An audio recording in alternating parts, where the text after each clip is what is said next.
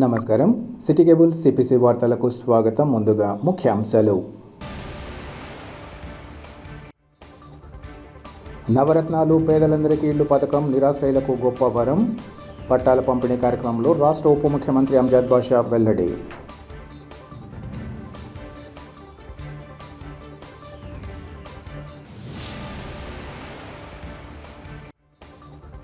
నవదిన ఉత్సవాలలో విశ్వాసులు అధిక సంఖ్యలో పాల్గొని లూర్దుమాత ఆశీస్సులు పొందాలి.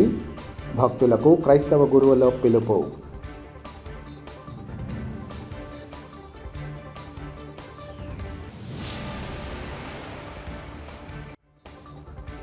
తనది అక్రమ సంపాదనంటూ మాట్లాడితే సహించేది లేదు. మాజీ ఎమ్మెల్యే వరదపై ప్రొద్దుటూరు ఎమ్మెల్యే రాజమల్లు ఆగ్రహం.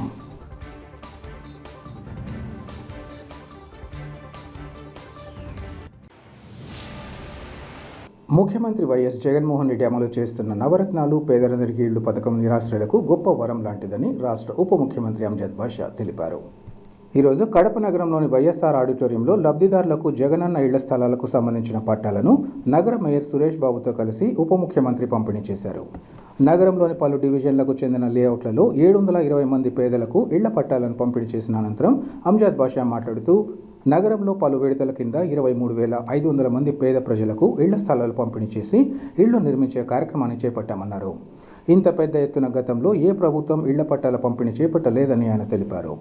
క్రషర్ లేఅవుట్, ఆచార్య కాలనీ, చెర్లోపల్లి లేఅవుట్, చిన్నమాచుపల్లి, ఇందిరానగర్, లక్ష్మీనగర్, కొప్పర్తి, మామిళ్లపల్లి, నానేపల్లి, వైఎస్ఆర్ ఉకాయపల్లి లేఅవుట్లలో పేదలకు ఇళ్ల పట్టాలు పంపిణీ చేయడం జరిగిందని ఆయన వివరించారు. దీంతో నగరంలో ప్రభుత్వ ఇళ్ల స్థలాలు పొందని వారంటూ లేరని అన్నారు. ఇళ్ల స్థలాలు ఇచ్చి ఇళ్ల నిర్మాణం చేపట్టడంతో పాటు పెద్ద ఎత్తున మౌలిక సదుపాయాలు కల్పించి సుందరమైన కాలనీలుగా తీర్చిదిద్దడం జరుగుతుందన్నారు. ఈ నెలాఖరులోగా యుద్ధ ప్రాతిపదికన ఇళ్ల స్థలాలకు రిజిస్ట్రేషన్లు కూడా ఉచితంగా చేయిస్తున్నట్లు ఆయన తెలిపారు. 10 సంవత్సరాల తర్వాత ఇళ్లు అమ్ముకోవడం కోసం జగనన్న ప్రభుత్వం వెసులుబాటు కల్పించడం పేదలకు గొప్ప అవకాశమన్నారు. అలాగే 2,298 మందికి టిడ్కో ఇళ్లు కూడా పంపిణీ చేయడం జరిగిందని ఆయన వివరించారు. ఈ కార్యక్రమంలో స్థానిక కార్పొరేటర్ సూర్యనారాయణరావుతో పాటు పలువురు వైసీపీ నేతలు, కార్పొరేటర్లు పాల్గొన్నారు. తెలుగుదేశం 10 సంవత్సరాలు ఇచ్చిన 10 పెద్ద లక్షాధికారులు ఇళ్ల పట్టాలు ఇవ్వడం జరిగింది. నిజంగా ఆ ఇళ్ల పట్టాలప్పుడు అప్పుడు మా కార్పొరేటర్గా ఉన్న ఒక వ్యక్తి 46వ డివిజన్ రామకృష్ణారెడ్డి భార్య పేరుతో వాళ్ళ కూతురి పేరుతో 9th డివిజన్లో ఉన్న ఒక కార్పొరేటర్ పేరుతో భార్య పేరుతో చెల్లెల పేరుతో వాళ్ళ బంధువుల పేరుతో దగ్గర పెళ్లిమరి మండలం కమలాపురం మండలంలో వాళ్ళకి ఇళ్ల పట్టాలు ఇవ్వడం. మేము అధికారం వెళ్ళేసినప్పుడు ధర్నా చేసినప్పుడు పూర్తిగా పట్టాలు క్యాన్సిల్ చేసి జినైన్గా నిరుపేదలకు ఇవ్వాలని అడిగినప్పుడు ఎవరికి ఇక్కడ తెలుగుదేశం ప్రభుత్వం వచ్చినది. నిజంగా ముఖ్యమంత్రి జగన్మోహన్ రెడ్డి గారు సుదీర్ఘ తన పాదయాత్రలో ఇరుబాయించి ఇచ్చాపురం చేసినప్పుడు ఎన్నో కుల సంఘాలు, ఎంతో మంది అక్క చెల్లెలు, యువత, విద్యార్థులు అందరూ కలిసేప్పుడు ఒక మంచి మేనిఫెస్టో తయారు చేసి అర్హులైన వారికి అందరికీ కూడా పార్టీలకు అతీతంగా, కులాలకు అతీతంగా తెలుగుదేశం ఇతను కాంగ్రెస్, ఇతను బీజేపీ, ఇతను సిపిఐ అని అడగకుండా శాచ్యురేషన్ పద్ధతిలో అందరికీ ఇవ్వడం జరిగింది. ఈరోజు చూస్తున్నాం కడప నగరంలో ఇళ్ల పట్టాల కోసం అర్జీలు పెట్టేప్పుడు 22,000 పైచులకు ఇళ్ల పట్టాల అర్జీలు రావడం జరిగింది. నిజంగా అందరినీ ఎంక్వైరీ చేసినప్పుడు నిజమైన లబ్ధిదారులే వీళ్ళకి ఇళ్ల పట్టాలు ఇవ్వాలన్నప్పుడు కడప నగరం చుట్టుపక్కల ప్రభుత్వ స్థలం ఏముంది అని ఎంక్వైరీ చేసినప్పుడు కేవలం 570 మందికి ఇచ్చేదానికి అర్హులు ఉన్నారు, మిగతా ఇచ్చేదానికి లేదన్నప్పుడు డిప్యూటీ సీఎం అంజద్ బాషా గారు, నేను, అవినాష్ రెడ్డి గారు, మన శాసనసభ్యులు అందరం కలిసి మా కార్పొరేటర్ అడిగినప్పుడు ఎంతైనా కానీ ప్రభుత్వం ప్రైవేట్ స్థలం కొనుగోలు చేసి వాళ్ళకి ఇవ్వండి, నిజమైన నిరుపేదలకి శాచ్యురేషన్ పద్ధతిలో వాళ్ళకి ఇల్లు లేని వారికి ఇల్లు ఇవ్వని ఆలోచనతో 110 ఎకరాలు కొనుగోలు చేసి ఎకరా 50 లక్షల ఎకరా కొనుగోలు చేసి 50 కోట్ల రూపాయలు వెచ్చించి ఈరోజు అక్క చెల్లెలకు ఇవ్వాలని తలుపు తట్టిన వ్యక్తి జగన్మోహన్ రెడ్డి గారు. నిజంగా 110 ఎకరాలు కొనుగోలు చేసి ఎకరా 50 లక్షల ఎకరా 55 కోట్లు కొనుగోలు చేసి నానాపల్లి లేఅవుట్ కానీ, కొప్పర్తి లేఅవుట్ కానీ ఎన్ని ప్రజలకు ప్రైవేట్ ల్యాండ్స్ కొనుగోలు చేసి ఇచ్చిన వ్యక్తి. 2.5 గంటల నుంచి మీరు ఎదురు చూస్తూ ఉన్నారు. పట్టాల కోసం ఎదురు చూస్తున్నారు. మరి ఈరోజు ఇక్కడ మా నాయకులందరూ కూడా మాట్లాడుతున్న ప్రసంగాలన్నీ కూడా మీరు విన్నారు. మరి వాళ్ళందరూ కూడా చెప్పింది ఒకటే, ఈ నాయకులందరూ మాట్లాడిన సారాంశం ఏమంటే, మీరందరూ కూడా ఆలోచన చెయ్యండి, ఏ ప్రభుత్వం మన కోసం పనిచేస్తుంది, ఏ నాయకుడు ఒక చిత్తశుద్ధితో మన కోసం పనిచేస్తున్నాడు, పేదల కోసం పనిచేస్తున్నాడో ఒక్కసారి ఆలోచన చేయమని చెప్పి మా నాయకులందరూ కూడా చెప్పిన సారాంశం ఏమంటే ఇదే. ఒక్కసారి మనసుతో ఆలోచన చేయండి, ఒకసారి మన గుండెల పైన చెయ్యి పెట్టుకొని ఒక్కసారి ఆలోచన చేయండి. మరి ఏ ప్రభుత్వంలో మా కుటుంబానికి మేలు జరిగిందని చెప్పి ఒక్కసారి మీరు ఆలోచన చేయండి. ఎందుకంటే ఈ దేశానికి స్వతంత్రం వచ్చి 76 సంవత్సరాలైంది. 76 సంవత్సరాలలో మీరు అనేక ప్రభుత్వాన్ని మీరు చూసింటారు, అనేక ముఖ్యమంత్రులు మీరు చూసింటారు. మరి ఏ ప్రభుత్వం కూడా, ఏ ముఖ్యమంత్రి కూడా మరి ఈ రోజు ఉన్న మన ప్రియతమ నాయకుడు శ్రీ వైఎస్ జగన్మోహన్ రెడ్డి లాంటి ముఖ్యమంత్రిని మనం ఎన్నడూ చూడలేదు. ఎన్నడన్నా చూశారమ్మా? చూడలేదు. ఒక మనసున్న ముఖ్యమంత్రి, పేదలు ఇబ్బంది పడుతుంటే, పేదల కష్టాలు పడుతుంటే ఆయన చూడలేడు. మీ కష్టాలు ఆయన కష్టాలుగా భావించి మరి ఈరోజు ఈ రాష్ట్రంలో ఏ ఒక్క పేద ప్రజలు ఇబ్బంది పడకూడదని చెప్పి ఈరోజు ఆలోచన చేసే నాయకుడు ఒక్క జగన్మోహన్ రెడ్డి గారు మాత్రమే. మరి ఈరోజు ఇప్పుడే చెప్పారు, పెద్దలందరూ కూడా సామెత ఉంది, కూడు గుడ్డ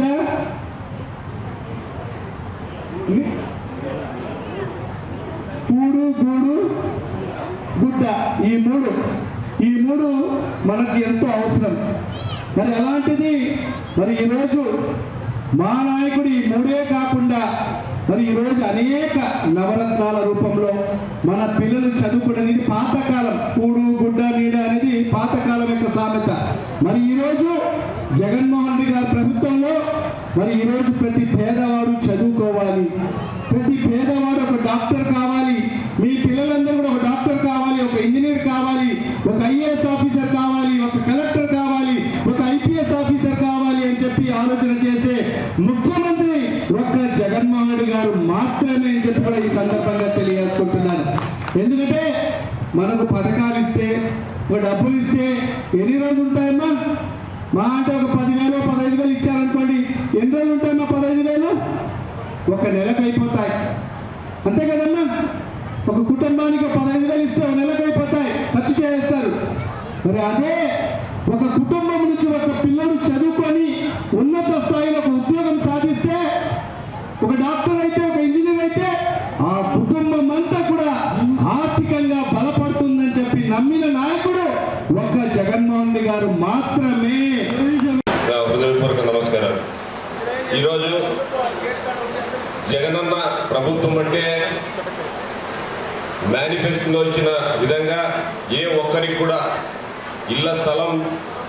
ఇల్లు లేని వారికి అందరికీ కూడా అందరికీ ఇల్లు కట్టించి ఇళ్ల స్థలం ఇచ్చి వాగ్దానం నిరూపించిన ఏకైక ముఖ్యమంత్రి మన జగనన్న గారు. ఈరోజు ముఖ్యంగా మీరు అందరూ గుర్తు చేసుకోవాల్సిన విషయం ఏమంటే,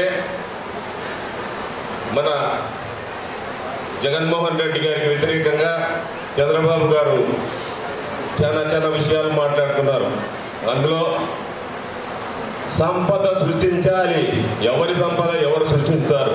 2014 సంవత్సరం నుంచి 2019 సంవత్సరం వరకు ఎంత సంపద సృష్టించారు చంద్రబాబు గారు, ఎంత అప్పు మిగిల్చిపోయినారు.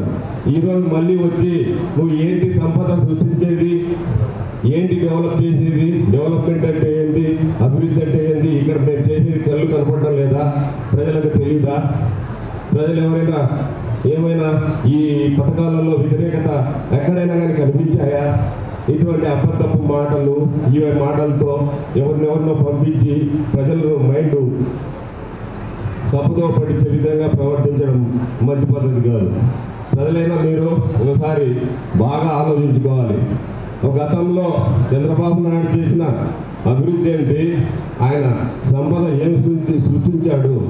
ఈరోజు మన ముఖ్యమంత్రి జగన్మోహన్ రెడ్డి గారు నవరత్నాల పథకాల పేరుతో పేదల అందరికీ సంక్షేమ కార్యక్రమాలు ఎన్ని ఇస్తున్నాడు. ఏ పేదైనా కూడా మాకు ఇది లేదు, మాకు ఇది కావాలి అంటే ప్రతి ఒక్కటి కూడా ఆయన ప్రతి ఒక్క పేదవారిని దృష్టిలో పెట్టుకొని అందించే వ్యక్తి జగన్మోహన్ రెడ్డి గారు. కాబట్టి ఇప్పుడు ఎన్నికల సమయం ఆసన్నమైంది కాబట్టి మీరందరూ కూడా బాగా శ్రద్ధగా ఆలోచించండి. మనం చంద్రబాబు నాయుడు గవర్నమెంట్ చూసాం. మీకు ఎవరైనా ఇంతమందిని పిలిచి ఒక ఊర్లో ఒక కడప టౌన్లో 25,000 ఇళ్ల పట్టాలు, మళ్ళీ ఈరోజు కొత్తగా 1,000 ఇళ్ల పట్టాలు, ఇటువంటి కార్యక్రమం ఎప్పుడైనా చంద్రబాబు ప్రభుత్వంలో జరిగిందా? ఆయన పేదలకు సహాయం చేయడం కానీ పేదలను ఆదుకోవడం కానీ ఆయన చరిత్రలో లేదు. సంపద అతని ఇంట్లో సృష్టిస్తాడు, సంపద లోకేష్ బాబు గారిని సృష్టిస్తాడు, సంపద భువనేశ్వర్ సృష్టిస్తాడు, ప్రజలకు కాదు. కాబట్టి సంపద సృష్టించిన చంద్రబాబు నాయుడు గవర్నమెంట్ పోతూ ఎంత సంపద సృష్టించాడంటే 100 కోట్లు అప్పించిపోయాడు. కాబట్టి అతని కళ్ళపల్లి మాటలు మాట్లాడద్దు. మనం మన జగన్మోహన్ రెడ్డి గారిని వదులుకుంటే జీవితంలో మళ్ళీ తప్పు చేసి మళ్ళా ఇబ్బంది పడే కార్యక్రమాలు వస్తాయి. కాబట్టి మీరందరూ కూడా, మీరే కాకుండా మీ ఇంటి పక్కన అందరికీ కూడా రాబోయే ఎలక్షన్లో వైఎస్ఆర్సీపీ పార్టీని గెలిపించి మన ఎమ్మెల్యే గారైనటువంటి అంజద్ బాషా గారిని, ఎంపీ గారైనటువంటి అవినాష్ రెడ్డిని అత్యధిక న్యాయంతో గెలిపించాలని కోరుకుంటున్నాను. ప్రతి ఏడాదిలాగే ఈ మారు కూడా లూర్దు మాత ఉత్సవాలను అత్యంత వైభవోపేతంగా నిర్వహిస్తున్నట్లు క్రైస్తవ గురువు బిరుసు రాజా తెలిపారు. కడప నగరంలోని మరియాపురంలో వెలిసిన లూర్దు మాత తిరునాళ మహోత్సవాలకు సంబంధించి పోస్టర్లను ఎంపీఎస్ఎస్ డైరెక్టర్ తలారి బాలరాజు, సహాయ గురువు ఫాదర్ అరుణ్లతో కలిసి ఆయనకు తిరునాళ్లకు సంబంధించిన గోడ పత్రాలను ఆవిష్కరించారు. ఈ సందర్భంగా వారు మాట్లాడుతూ ఈ నెల 10, 11వ తేదీలలో కడప అపోస్తలిక పాలనాధికారి బిషప్ రెవరెండ్ గాలి బాలి ఆదేశాల మేరకు ఉత్సవాల నిర్వహణలో ప్రధాన ఘట్టమైన తిరునాళ నిర్వహించడం జరుగుతుందన్నారు. గురువారం లూర్దు మాత నవదిన తొలి పూజా ప్రార్థనలు సాయంత్రం 5 గంటలకు నిర్వహించబడతాయని ఆయన తెలిపారు. ఇందులో ఫాదర్ స్వర్ణ బర్నార్ పతాక ఆవిష్కరణ గావిస్తారని, దివ్య బలిపూజను ఫాదర్ గాలి బాస్కో నిర్వహించి సందేశం ఇస్తారని తెలిపారు. ఉత్సవాల సందర్భంగా ప్రతిరోజు సందేశాలు ఉంటాయని, ప్రత్యేక ప్రార్థనలు ఉంటాయని వారు తెలిపారు. రాష్ట్రంతో పాటు ఇతర ప్రాంతాలకు చెందిన గురువులు ఇందులో పాల్గొంటారని తెలిపారు. ఈ తిరునాళ నవదిన పూజ ప్రార్థనలలో ప్రతిరోజు పాల్గొని లూర్దు మాత ఆశీస్సులు పొందాలని వారు కోరారు. ఈ సమావేశంలో గ్రామ పెద్దలు ఎండి ఆల్ఫోన్స్, జయపాల్, జ్యోతిరామయ్యప్ప తదితరులు పాల్గొన్నారు. అందరికీ శుభోదయం మరియు స్వాగతం, సుస్వాగతం. 1858వ సంవత్సరంలో లూర్దు నగరంలో మేరీ మాత ప్రత్యక్షమై ఒక చిన్నారి బాలికకు బెర్నదెత్ అనే బాలికకు ప్రత్యక్షమై ప్రార్థన చేయండి అని ఆ రోజు నుడివినారు. 1858 నుండి ఫిబ్రవరి 11వ తేదీ ప్రతి సంవత్సరము ఈ మరియమాతను లూర్దు మాతగా ప్రపంచమంతా కొనియాడుతుంది. మరి ముఖ్యముగా 50 సంవత్సరాల క్రితం స్వర్గీయ ఫ్రాన్సిస్ క్రంబ్లిస్ వారు మరియాపురంలోని ఈ పరిసర ప్రాంతాలని లూర్దు మాత పుణ్యక్షేత్రంగా అంకితం చేశారు. ఫిబ్రవరి 2వ తేదీ మొదలుకొని ఫిబ్రవరి 11వ తేదీ వరకు ప్రతిరోజు కూడా సాయం సమయమున ప్రార్థనలు సలుపుతారు, ప్రార్థనలు జరుగుతాయి. ఈ ప్రార్థనలకు మరియాపురంలో ఉండేవాళ్ళే కాకుండా చుట్టుపక్కల ఉండేవాళ్ళు, హైందవులు, ముస్లింలు ఎంతోమంది ప్రతిదినము వచ్చి ఆ మరియమాతను దర్శించుకొని ఆమె యొక్క అనుగ్రహాలు పొందుతూ ఉన్నారు. ఈ సంవత్సరం ప్రత్యేకించి ఫిబ్రవరి 2వ తేదీ నుండి 10వ తేదీ వరకు ప్రతిరోజు కూడా ఒక కార్యక్రమాన్ని ఇందులో ఈ పత్రికలో పొందుపరచడం జరిగింది. ఫిబ్రవరి 10వ తేదీ డాన్ బోస్కో ITIలో పూజా ప్రార్థనలు చేసి తదనంతరము మేరీమాతను పురవీధులలో ఊరేగించుకుంటూ వస్తూ ఇక్కడికి చేరుతుంది. 11వ తారీఖున మా కడప మేత్రానులైన మహాఘనత వహించిన గాలిబాలి తండ్రి గారు ఉదయం 10 గంటలకు అందరి కొరకు పూజా ప్రార్థనలు సమర్పిస్తారు. తదనంతరము వాలీబాల్ పోటీలు, బండలాగు పోటీలు, సాయంకాలము సాంస్కృతిక కార్యక్రమాలు ఉంటాయి. ఈ 10 దినాలు మేము ప్రతి ఒక్కరికి మన కడప పట్టణంలో ఉండే వారి హైందవుల కొరకు, ముస్లింల కొరకు క్రైస్తవేతరులందరి కొరకు ప్రార్థనలు చేస్తాం. కనుక మా ఆహ్వానాన్ని మన్నించి ఈ ప్రెస్ మీట్కి వచ్చిన మీ అందరికీ ధన్యవాదాలు తెలుపుతూ, ప్రతిరోజు కూడా ఈ మరియ తల్లి యొక్క పండుగ సందర్భాన్ని మీరు అన్ని చోట్ల టెలికాస్ట్ చేయాలని నేను మా గ్రామస్తుల తరపున, మా ప్రజల తరపున మిమ్మల్ని విన్నవించుకుంటున్నాను. ప్రతి ఒక్కరూ వినియోగిత సేవల చట్టాలపై అవగాహన కలిగి ఉండాలని పర్మనెంట్ లోక్ అదాలత్ చైర్మన్ స్వర్ణప్రసాద్ తెలిపారు. ఈరోజు స్థానిక రిమ్స్ ప్రభుత్వ జనరల్ ఆసుపత్రి ఐపీ బిల్డింగ్ క్లినికల్ లెక్చర్ గ్యాలరీలో శాశ్వత లోక్ అదాలత్ ఆధ్వర్యంలో జడ్జి స్వర్ణప్రసాద్ అధ్యక్షతన ప్రజా వినియోగిత సేవా రంగాలలో న్యాయ సేవలపై రిమ్స్ ప్రభుత్వ జనరల్ ఆసుపత్రి సూపరింటెండెంట్ ఆర్ఎంవేలు, హెచ్ఓడీలు, హెడ్ నర్సులు, మినిస్ట్రీల స్టాఫ్తో అవగాహన కార్యక్రమాన్ని నిర్వహించారు. ఈ సందర్భంగా స్వర్ణప్రసాద్ మాట్లాడుతూ ప్రజా వినియోగిత సేవల చట్టాలపై అవగాహన ఉండడం ద్వారా ఎంతో ప్రయోజనం ఉంటుందన్నారు. పర్మనెంట్ లోక్ అదాలత్ అందించే తీర్పు భారత అత్యున్నత న్యాయస్థానం సుప్రీంకోర్టు ఇచ్చే తీర్పుతో సమానమన్నారు. పర్మనెంట్ లోక్ అదాలత్ ద్వారా ఫిర్యాదుదారులు ఎలాంటి కోర్టు ఖర్చులు లేకుండా సత్వర న్యాయ పరిష్కారం అందివ్వడం జరుగుతుందన్నారు. లోక్ అదాలత్ ద్వారా ఎలాంటి కోర్టు ఖర్చు లేకుండా సత్వర న్యాయం అందించే ఉద్దేశంతో ఏర్పాటు చేశామన్నారు. లోక్ అదాలత్ తీర్పుకు ఎలాంటి అప్పీలు లేదని, దీని ద్వారా 10 రకాలైన ప్రజా ప్రయోజిత సేవా రంగాలకు సంబంధించిన సేవలలో ఎలాంటి అవాంతరాలు, లోపాల వల్ల జరిగిన నష్టాలకు సంబంధించి త్వరితగతిన న్యాయ పరిష్కారం పొందవచ్చన్నారు. మరిన్ని వివరాలకు 8639684279, మరొక నంబర్ 9963731698లకు కాల్ చేసి చట్టంపై సరైన అవగాహన పొందవచ్చని ఆయన తెలిపారు. ఈ కార్యక్రమంలో రిమ్స్ ప్రభుత్వ జనరల్ ఆసుపత్రి superintendent doctor Ramadevi, deputy superintendent Sureshwara Reddy తదితరులు పాల్గొన్నారు.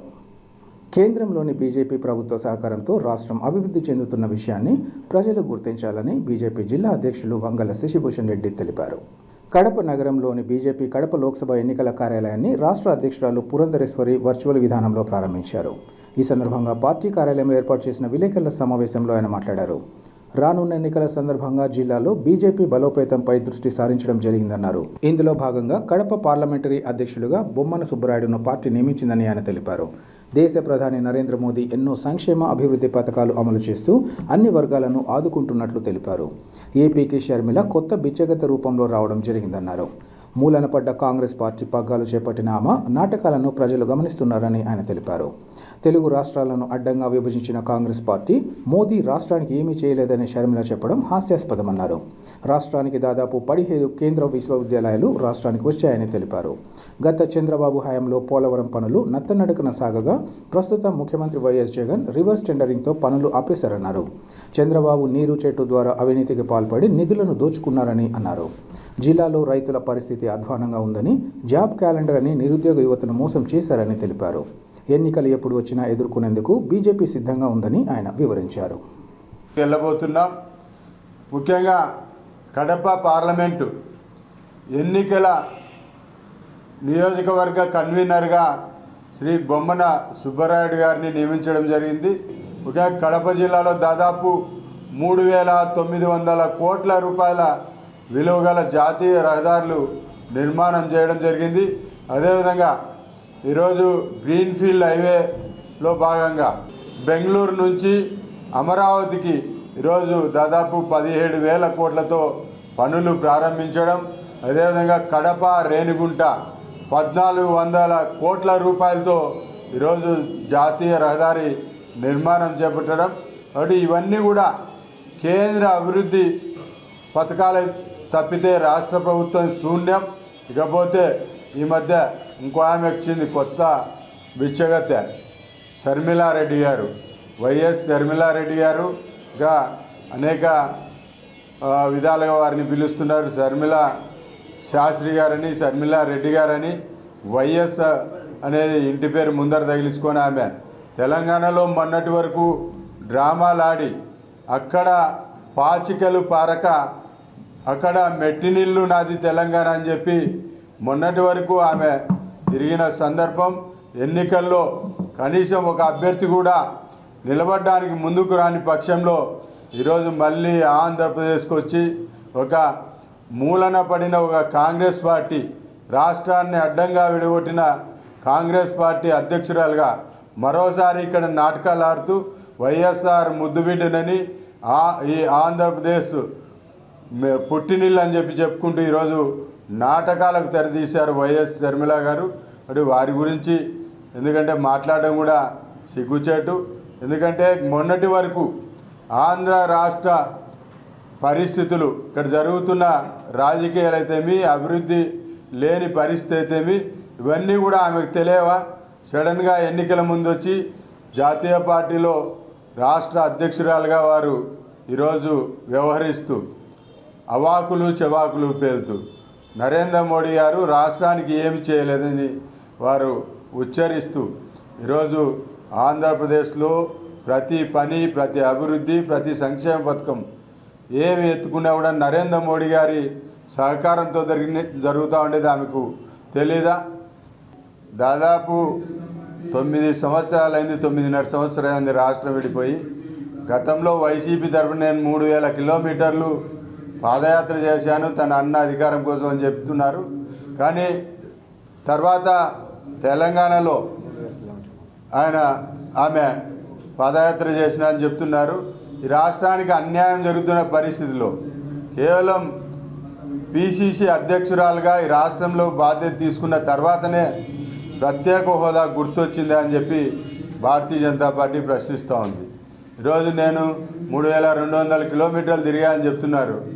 అప్పుడు ఎవరు మిమ్మల్ని ప్రజలు ప్రశ్నించలేదా? అప్పుడు మీ దృష్టికి రాలేదని చెప్పి భారతీయ జనతా పార్టీ షర్మిల గారిని ప్రశ్నిస్తూ ఉంది. తమ పట్ల దౌర్జన్యకరంగా వ్యవహరించి చంపడానికి ప్రయత్నించిన వారిపై తక్షణ చర్యలు తీసుకొని తమకు ప్రాణరక్షణ కల్పించాలని బాధితులు కోరారు. ఈ మేరకు బాధితులు మీడియా ముఖంగా తమ ఆవేదన వ్యక్తం చేశారు. తమ ఆస్తులను కాజేసేందుకు ఇలాంటి దౌర్జన్యాలకు పాల్పడుతున్నారని వారు తెలిపారు. తమ ఇంటికి సంబంధించిన వివాదం కోర్టులో నడుస్తుండగా బలవంతంగా ఇంట్లోకి చొరబడి తమ ప్రాణాలను తీసేందుకు సైతం వెనుకాడలేదన్నారు. ఈ విషయంగా తాము పోలీసు అధికారులకు విన్నవించినా ఇప్పటి వరకు అతిగతి లేదన్నారు. తాము ఫిర్యాదు చేసిన వారిపై కొద్దిసేపు అదుపులోకి తీసుకొని వెంటనే వదిలివేయడం దారుణమన్నారు. తమ ఇంటిలోని లక్షలాది రూపాయలు విలువ చేసే సామాగ్రిని నాశనం చేశారన్నారు. ఇతర ఏ పని మీద ఇంటి నుంచి బయటకు వెళ్లినా దౌర్జన్యకారులు తమ ఇంటిలోకి ప్రవేశించి నానా రభస సృష్టించడం జరుగుతోందన్నారు. ఫోర్జరీ పత్రాలను సృష్టించి తాము ఉంటున్న ఇంటితో పాటు ఇతర ఆస్తులను కాజేయాలన్న ఉద్దేశంతో ఇలాంటి చర్యలకు పాల్పడుతున్న వారిపై తక్షణమే ఉన్నతాధికారులు తగిన చర్యలు తీసుకొని తమ ప్రాణాలకు రక్షణ కల్పించాలని కోరారు. గత 6 సంవత్సరాలుగా ఇక్కడే కాపురం ఉంటున్నాను. అంతకుముందు కూడా మా అమ్మ ఇచ్చిన ఇంట్లో ఇక్కడే మా అమ్మతో పాటే ఇక్కడే ఉన్నాను. తర్వాత నిన్న జనవరి 18వ తేదీన నా భర్త హైదరాబాద్ నుంచి ఇక్కడికి వచ్చింది. సివి రమణారావు ఆయన పేరు. ఈయన బయట నుంచి లోపలికి రాగానే అతన్ని రౌండ్ ఆఫ్ చేసి ప్రాణానికి ఇంక పైకి వెళ్ళనీయకుండా కిందకి పెట్టుకోకుండా ఈయన రౌండ్ ఆఫ్ చేసి ఫోన్లు లాక్కొని ఇంకా బూతులు మాట్లాడి ఏరా ఒరే తరే అని నానాక రకాలుగా మాట్లాడేసి నువ్వెక్కడ ఇంకా చండాలమైన బూతు మాటలన్నీ మాట్లాడేసి నేను పైకి పోనీయకుండా ప్రతి ఒక్క ఐటమ్ని డకాయిట్ లాగా మొత్తం ట్రాక్టర్లలో తలుపులు బద్దలు కొట్టి మొత్తం స్క్రూస్ అవి హ్యామర్స్ ఇంకా ఏమేమి చంపడానికి ఉన్నాయో ఆ వస్తువులను గడ్డపారలేమి సుత్తులేమి అవన్నీ తీసుకొని వచ్చి మొత్తం అన్ని తీసుకొని వచ్చి ఈయనని చంపడానికి చూసి ఈయనని బయటికి పోనీయకుండా లోపలికి రానియకుండా ఇంకా చంపడానికి మొత్తం ఎదిరించినందుకు ఫోన్ లాగేసుకొని అతని దగ్గర పట్టేసుకొని మేము ఫోన్ ఎందుకు ఇస్తామని చెప్పేసి పోనీయకుండా పట్టి ఏదో తిట్టినందుకు ఏంద్రా నా ఇంట్లోకి నన్ను పోనీయడం లేదు అని ఏమో అన్నందుకు ఒకడు కత్తి తీసుకొని గడ్డపార తీసుకొని చంపడానికి వస్తే ఈ వెనకలే నేను రెంట్కి ఇచ్చిన అతను ఉన్నాడు. అతను లోపలికి తీసుకున్న తర్వాత ఇంకా అతను కాపాడితే ఈయన ఈరోజు ఇక్కడ కూర్చోడానికి ఇదైనా అన్న. దీంతో పాటు పైన ఉన్న మేము ఏమేమైతే ఒక 15 లక్షల సామాన్లు మొత్తం ఒక డకాయిట్లు కూడా ఇట్లా చెయ్యరు. ఇంత అధ్వానంగా ట్రాక్టర్లోకి ఇసిరేసి మొత్తం ఈ గోడలు పగలగొట్టి ఇంట్లో ఉన్న ఈ ఐటము ఆ ఐటమ్ నగలేంది మొత్తం ఐటమ్స్ అంతా ఏంది అసలు అంత ట్రాక్టర్లో అంతా వేసి తీసుకొని పోయేసి కోర్టులో ఉంది నాది మీరెవరు చేసేది నాకు హక్కు ఉందని చెప్పి ఇది పెడుతున్నాడు. ఎవరు రారా మరి మిట్ట మధ్యాహ్నం 11:42 ఎప్పుడు న్యాయం జరుగుతుంది? పోలీసుల దగ్గర న్యాయం జరగదు. వాళ్ళు పోలీసులు కనీసం ఇంతవరకు సిఐ రావడం కానీ చేయడం కానీ ఏమీ చేయలేదు. ఎక్కడ న్యాయం దొరుకుతుంది మాకు? డిఎస్పీ దగ్గరికి వెళ్ళాం, ఇప్పటికి 4 సార్లు 5 సార్లు వెళ్ళాం. ఈరోజు రా, రేపు రా, సాయంత్రం రా, పొద్దున్న రా అన్నారు. అక్కడ మాకేం న్యాయం జరగలే. సిఐ దగ్గర వెళ్ళాం. మేము పోతే అక్కడ ఎవరైతే ఇక్కడ ఏమైతే చేసినారో ఒక నలుగురిని ఎవరినైతే పట్టుకున్నారో ఆ పట్టుకున్న మనుషుల్ని ప్లస్ ఈ గౌతమ్ చంద్రకాంత్ అనే నా తోడబుట్టిన తమ్ముడు ఒక 10 నిమిషాల్లో బయటకు వచ్చేసినారు. ఎట్లా వస్తారన్నా? ఇంత డెకాయిట్ చేసి డెకాయిట్ కేసు పెట్టరా? ఒక కలెక్టర్ ఇల్లు దగ్గరగా ఉంది, కంట్రోల్ కమాండ్లో ఇవన్నీ కనిపిస్తూనే ఉన్నాయి. కంట్రోల్ కమాండ్ నుంచి ఏమీ రాలేదంటారు. పోయినారమ్మా పోలీసులు 2-3 అంటారు. మాకు ఎక్కడ న్యాయం జరుగుతుంది? నా 1 కాదు 2 కాదు. అంటే ఆరోగ్యం చూపించుకోవాలన్నా ఊర్లో వదిలిపోకూడదు, దేవుడి దగ్గరికి పోవాలన్నా ఊర్లో వదిలిపోకూడదు, కోట్ల విషయంలో పోవాలన్నా ఊర్లో వదిలిపోకూడదు. పోతే డెకాయిడ్ చేసేస్తారా? ఎవరి హస్తం ఉంది దీని వెనకాల? సో ఇప్పుడు ఇక్కడ ప్రాబ్లం ఏంటంటే 2018లో యాక్చువల్లీ మేము ఏంటంటే వాళ్ళ మదర్ చనిపోయిన తర్వాత వీళ్ళ బ్రదర్ ఒక ఫోర్జ్డ్ విల్ క్రియేట్ చేసి, సో ఆ విల్లులో మొత్తం అంతా ఆస్తి అంతా ఆయన కొట్టేయాలని చెప్పేసి వాళ్ళ అక్కకి చెందకుండా సో ఈ వీలునామా క్రియేట్ చేస్తే దాని మీద మేము ఒక కేసు పెట్టినాము. కేసు పెడితే సో ఆ కేసు పోలీస్ స్టేషన్లో నడుస్తూ ఉంది. ఆ కేసును కూడా పోలీసులు నీరుగార్చారు. కానీ ఇప్పుడు జరిగిన సిచ్యువేషన్ ఏంటంటే మేము 18వ తారీఖు ఉదయం 10 గంటలకి నేను ఇంట్లో నుండి కిందకు వచ్చి కింద ఉన్న మా టెనెంట్తో మాట్లాడుతున్నప్పుడు దాదాపు ఒక mob around 40 to 50 people suddenly enter అయిపోయి లోపల వచ్చి అలాంగ్ విత్ మై బ్రదర్ ఇల్లా ఈయన ఏంటంటే ఒక 50-60 మందిని వెనకమ్మటి వేసుకొని వచ్చి నన్ను రౌండప్ చేశారు. ఫస్ట్ ఇక్కడ రౌండప్ చేసి ఆ జనాలు వచ్చిన వాళ్ళు సమ్మెటలు సుత్తులు కత్తులు తీసుకొని వచ్చి పైకి వెళ్ళి పైన నుండి ఫస్ట్ ఫ్లోర్లో మేము ఉంటాము. ఫస్ట్ ఫ్లోర్లో 2 ఫ్లోర్లని బద్దలు కొట్టేసి డోర్లు బద్దలు కొట్టేసి ఆ లోపల ఉండే మొత్తం సామాన్లు, మా వెండి సామాన్లు, బంగారము, తర్వాత బంగారు సామాన్లు, బట్టలు ఏ ఉన్నా చల్లా చెదర మొత్తం అన్నీ తీసి కింద 2 ట్రాక్టర్లు తీసుకొచ్చారు. అంటే వెల్ ప్లాన్డ్గా వచ్చారు వాళ్ళు. ఆల్రెడీ ట్రాక్టర్స్ లోపల పెట్టి పైన నుండి టీవీలు ఇసిరేశారు. ఇక్కడ చేస్తూ పక్కన మాకు మామయ్య అవుతారు ఆయన.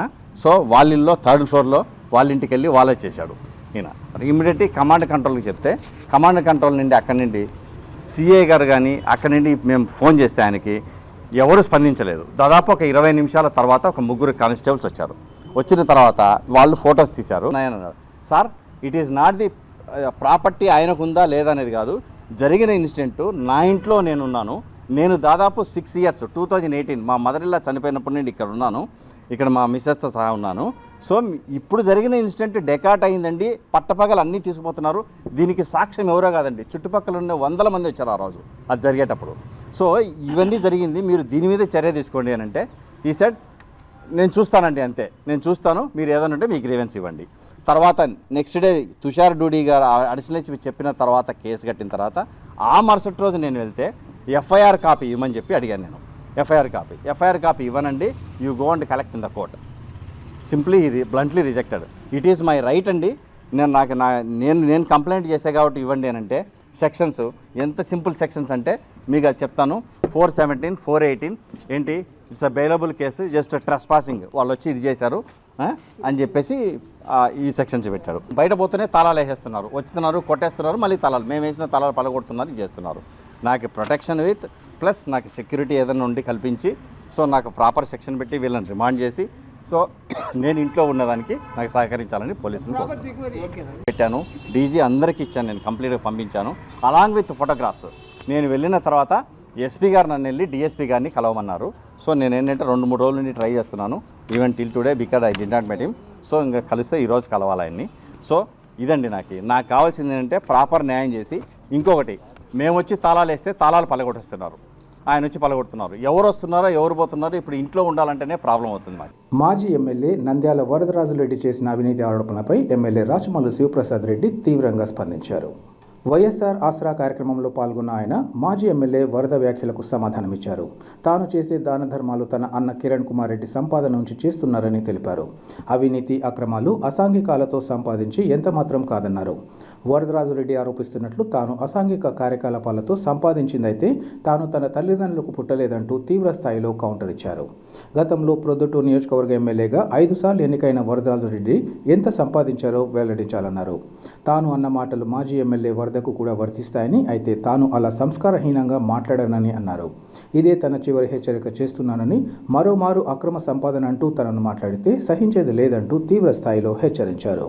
మాజీ ఎమ్మెల్యే వరదరాజురెడ్డి టీడీపీ అధిష్టానం టికెట్ కేటాయిస్తుందో లేదో అన్న గందరగోళంలో ఏదేదో మాట్లాడుతున్నారని అన్నారు.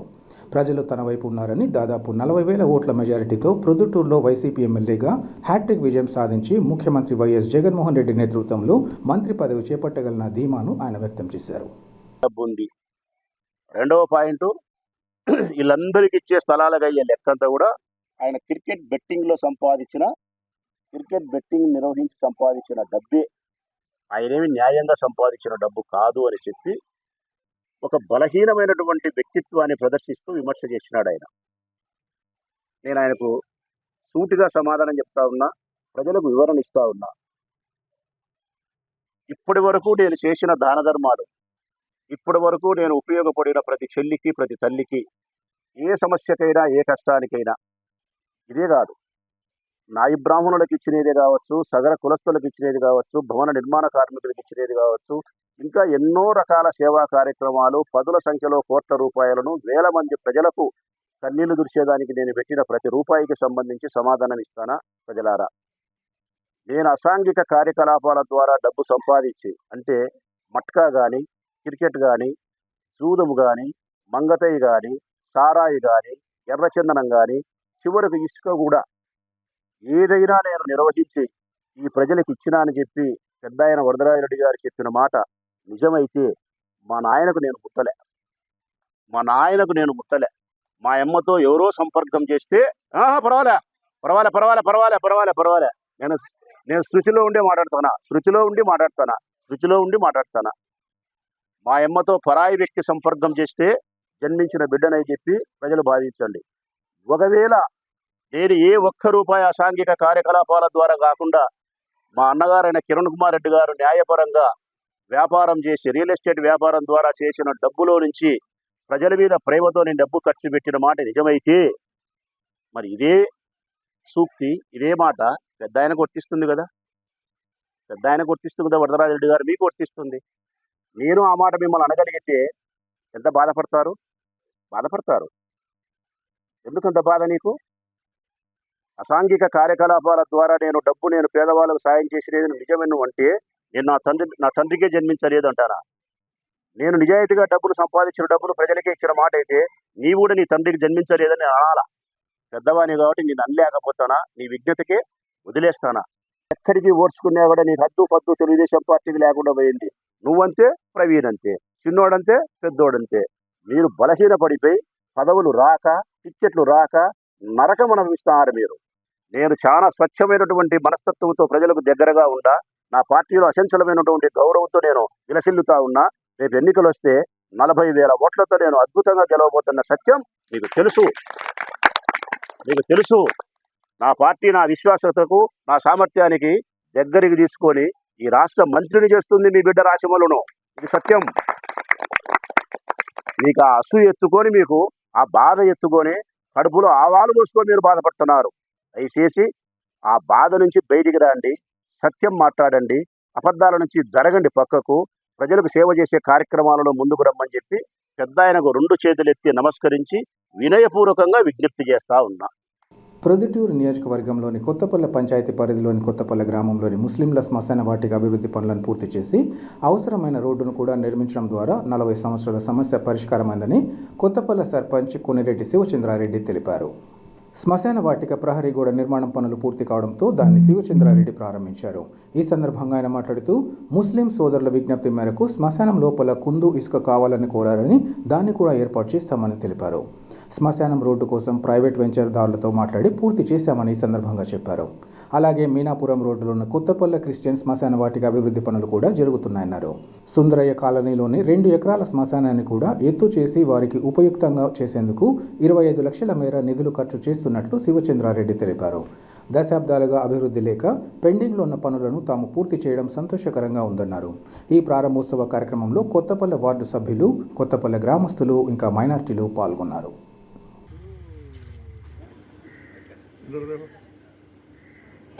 కొత్తపల్లె గ్రామ పంచాయతీలో కొత్తపల్లె గ్రామంలో ముస్లిమ్స్కు సంబంధించినటువంటిది బరియల్ గ్రౌండ్ ఉంది. అది దాదాపు 40 సంవత్సరాల నుండి నిరుపయోగంగా ఉంది. వర్షాలు వచ్చినా కూడా చాలా ఇబ్బందికరంగా దహన సంస్కారాలు చేసుకునేటువంటి వారు. మేము సర్పంచ్ అయినాక ఈ కొత్తపల్లె గ్రామ పంచాయతీ ముస్లిం సోదరులందరూ వచ్చి అడగడం జరిగింది. అడిగిన వెంటనే ఈ రోడ్డు, ఆ శ్మశానానికి రోడ్డు లేకుండా ఉన్నది. ఇక్కడ ఉన్నటువంటి ప్లాట్ ఓనర్లను అడిగి మేము వాళ్ళతో మాట్లాడి సంప్రదించి ఖచ్చితంగా బరియల్ గ్రౌండ్కు రోడ్డు కావాలని చెప్పి వాళ్ళని మెప్పించి రోడ్డు వేయడం జరిగింది. అలాగే రోడ్డు వేసిన తర్వాత చాలా కంప చెట్లు గలీజ్గా ఉంది, మాకు కాంపౌండ్ కావాలని చెప్పడం అడిగినారు. అడిగిన వెంటనే కాంపౌండ్ కూడా నిన్నటి దినంతో కంప్లీట్ చేశాం, గేటు గుడిగా పెట్టాము.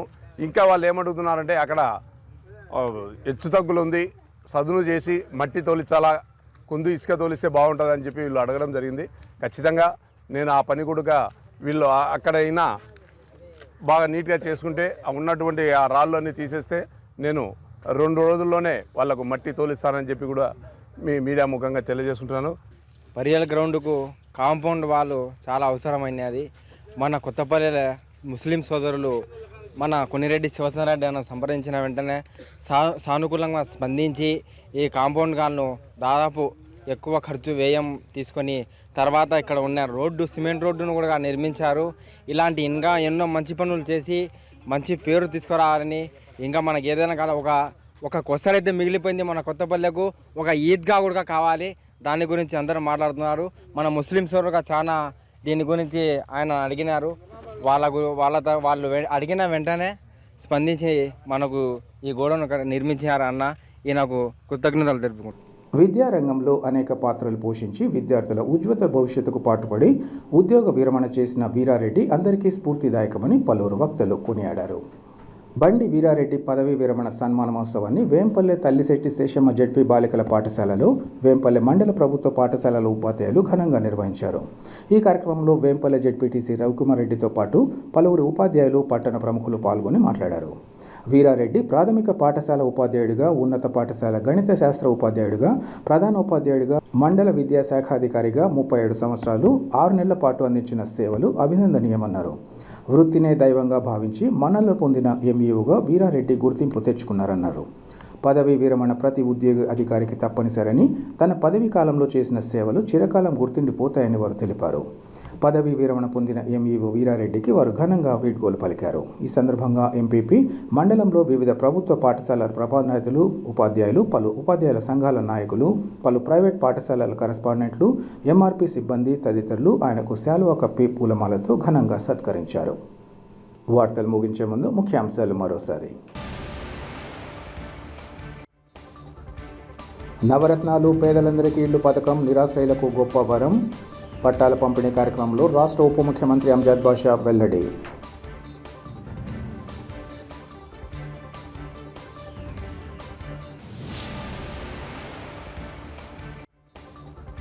నవదిన ఉత్సవాలలో విశ్వాసులు అధిక సంఖ్యలో పాల్గొని లూటుమాత ఆశీస్సులు పొందాలి. భక్తులకు క్రైస్తవ గురువుల పిలుపు.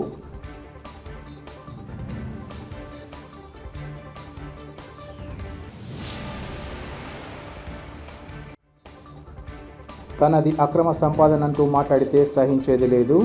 మాజీ ఎమ్మెల్యే వరదపై ప్రొద్దుటూరు ఎమ్మెల్యే రాజమల్లు ఆగ్రహం.